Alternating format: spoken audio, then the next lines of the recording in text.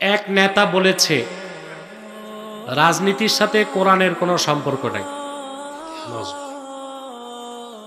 এই নেতারই যদি জিজ্ঞেস করেন সূরা ফাতিহার তরজমা কি, ওর কিন্তু মাস্টার স্ট্রোক করবে। সূরা ফাতিহার তরজমা যে জানে না, এ কেমনে বুঝবে কোরআনে রাজনীতি আছে না নাই?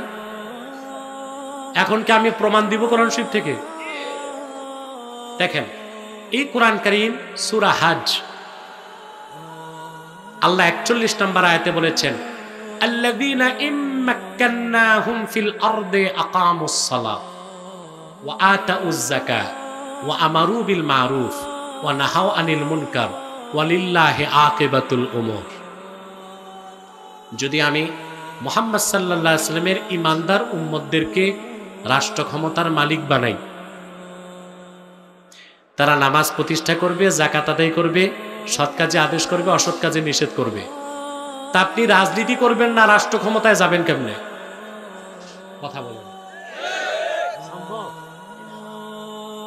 আল্লাহ তো মুসলিমদেরকে রাষ্ট্র ক্ষমতায় যাওয়া আর কোরআনের বিধান দিয়ে রাষ্ট্র চালানো অবিসম্ভাবী ফরজ করে দিয়েছেন।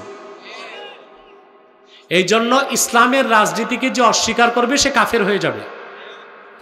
সমস্ত উলামায়ে কেরাম একমত, আসিয়াসাতুল ইসলামিয়া জুজউল ইসলাম আল্লাযী লা ইয়াতাজাজ্জাউ।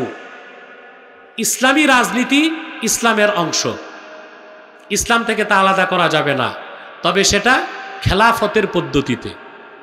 কথা বুঝতে পারছেন? অর্থাৎ কোনো অবস্থায় আপনি ইসলামী রাজনীতিকে অস্বীকার করতে পারবেন না। তারপরে কোরআন কারীমে খেলাফতের ব্যাপারে আল্লাহ বলছেন না? হ্যাঁ, তারপরে আল্লাহ তাআলা ইসলামী আহকামে শরিয়া প্রতিষ্ঠার কথাও কোরআন কারীমের মধ্যে বলেছেন। অতএব ইসলামী রাজনীতি কোরআনে নাই, এটা চরম নির্বোধ ছাড়া কেউ বলতে পারে না।